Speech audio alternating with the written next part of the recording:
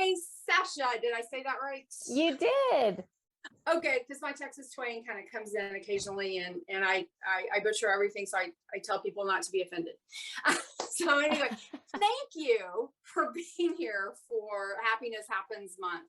It's our 22nd one, so we're just super excited to, help people recognize a little more happiness in their life. And so I was told that you would be a good person to tell us a story about when being social also made you happy. And so now I'll just kind of turn it over to you.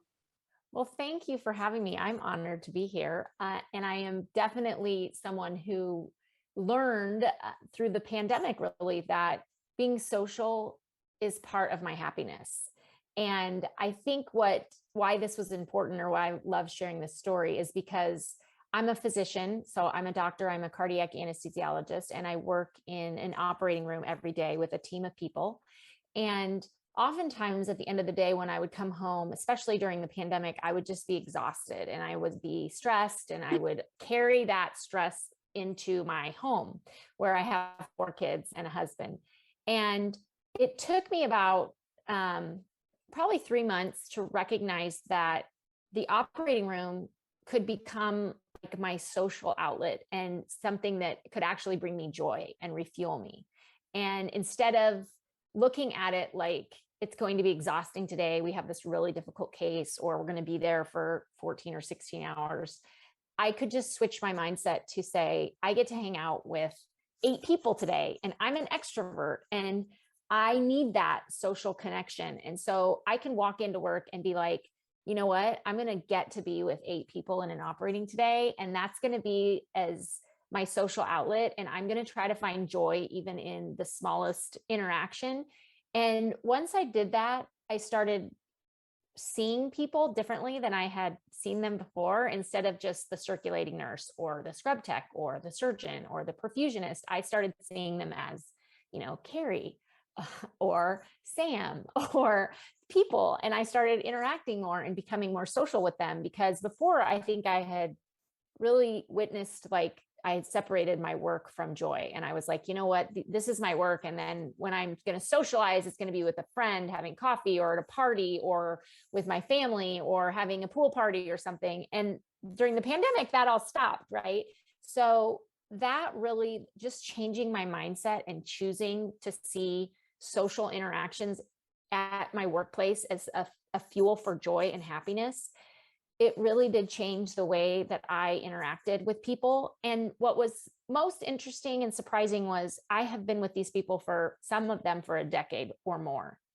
And I got feedback from them that, oh, you've changed, or like, we feel like we've gotten to know you more this year. And it wasn't like this huge change in me, other than just a mindset and a decision that I need social interaction. I'm an extrovert. I'm struggling in the pandemic because I am not going to parties. I'm not traveling. I'm a speaker. I'm not going to conferences. I'm not doing all these things that I did before that brought me that social interaction.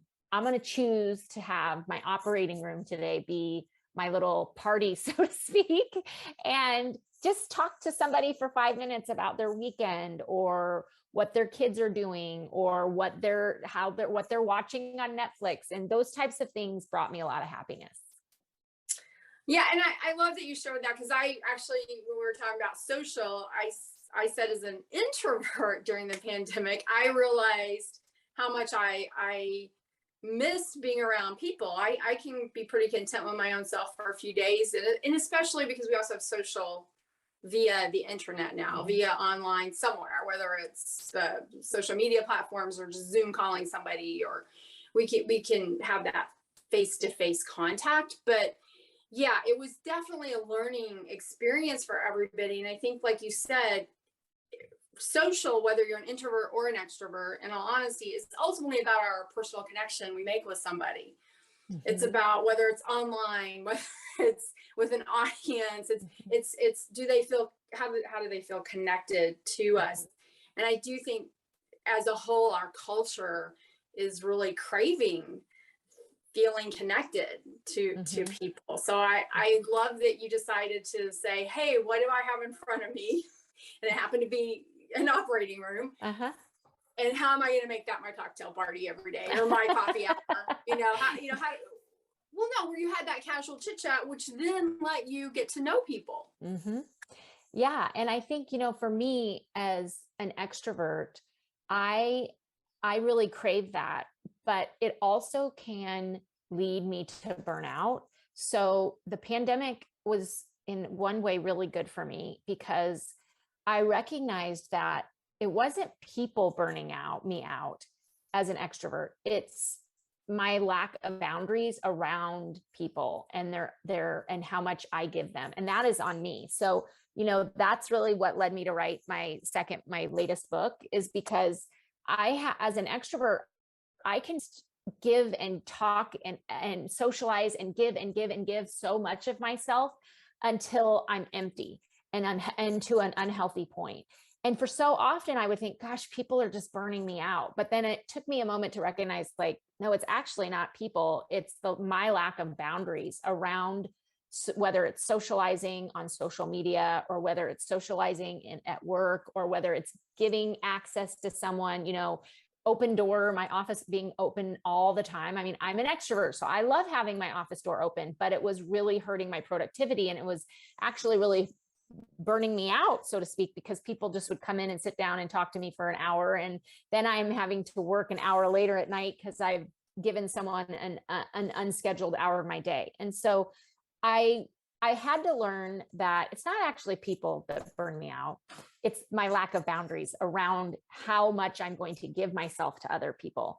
So boundaries are so healthy as a way to keep us happy, because it makes us have realistic expectations of ourselves and other people. Yeah. And actually, I know you have a copy of your book because it doesn't come out till September and mine has not arrived yet. So Brave Boundaries, I love that, because we actually, in my book, Practical Happiness, we actually talk about that being a happiness zapper management tool. It's okay to say no. It's okay to have boundaries. It's okay to say, hey, we talked for 5 minutes. If you need more time, let me get that scheduled. Yes. Let's plan it out. Let's plan it out so we can go get a cup of coffee or and spend 30 minutes in the cafeteria chit-chatting.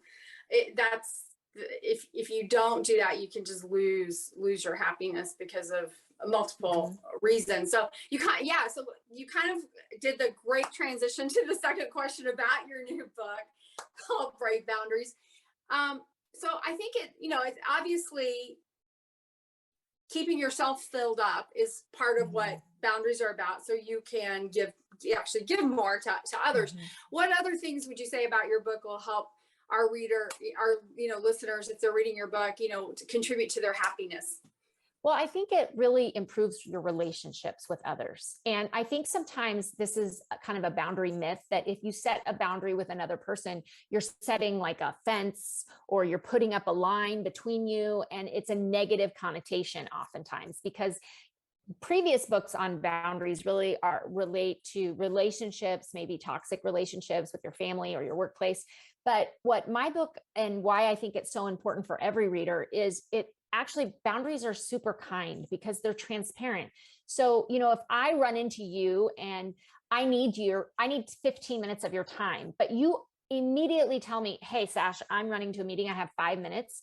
That helps me, because then I'm not like, wow, I ran into her and she didn't want to talk to me. She was just rushing off. She was actually telling me, like, very transparently, I have 5 minutes, but I would love to talk to you about this. If you want 15, call me, email me. So that is actually extremely transparent, and it gets rid of the like, well, why does Sasha have her door shut? Is she mad at me? Or is she angry? Or why did she run away after 3 minutes when I wanted to talk to her about something important? So boundaries really improve our relationships and keep other people that we do life with happy, because in our relationships with one another, because they're so transparent. They just basically say, like, I really struggle with when you talk to me about this person that I've had trauma with or toxicity in our family with. It puts me in a really negative mindset, mom, dad, sister, brother. So when you want to talk to me about that person, I'm not able to talk about that person on the phone.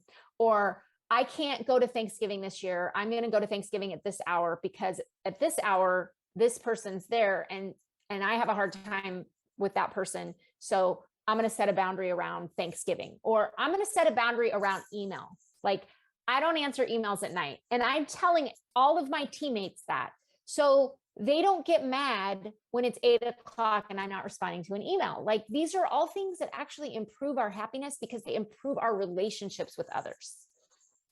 No, I agree. And because so much of our time, like if you have your door shut, you may be writing your next speech that you're going to give, but you don't like stick a sign on your door that says writing my speech, blah, blah, blah. So people may think, then they walk around, we have a tendency to internalize, which is usually 95% of the time not correct, or maybe even 98%, but we take it personal instead of realizing that, oh, this person's living their own life.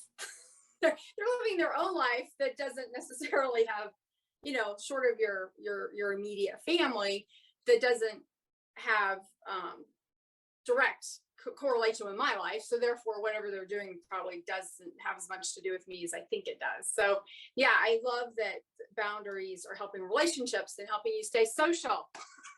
Yes. So And allowing you to show up, in your best, with your best effort when you do interact with people, right? Because that's what brings you the most happiness, is when you interact with someone that you feel like you're fully there. Exactly. Being present, being present in that moment, because that is where happiness lies. So my final question, because we could talk all day. My final question is, in my book, Happiness is Personal is one of the 4 principles. And I do think we live in this very much groupthink, competitive happiness kind of world. And so we sometimes let people influence what we think our happiness is personal is. So I'm asking everybody to share what's one of your happiness is personals. It might not be your spouses, your kids, your friends, your coworkers, anybody else's, but what's one of your happiness is personal? It can also be one of those, but just we're asking everybody to share that so people can kind of expand their ideas of what their happiness is personal might be. So for me, that's a pretty easy answer. One of the most important characteristics that I require to be happy is autonomy. And I did not know this about myself until about 4 or 5 years ago. If I'm given autonomy on a project or a space or anything really, I will deliver my best product. If I feel controlled or micromanaged, whether it's in my house or whether it's at work, I don't deliver my best product. And so I have learned this about myself, that I am the most happy when I have autonomy. And it's not like I don't work for someone. I do. I have a boss. So what I have learned is and I co-parent, I have a partner. So what I've learned is to say, like, I'm going to do this project, or I'm going to address this problem. And I need to have a feeling that that you trust me enough to give me autonomy. If I have a problem or I get stuck, I promise I will come to you. And I'm going to come to you like at 25%, 50%, 75% of project completion to get your feedback. But I need autonomy. And if I have that, I'm happy. If I don't have that, I'm not happy. I love that.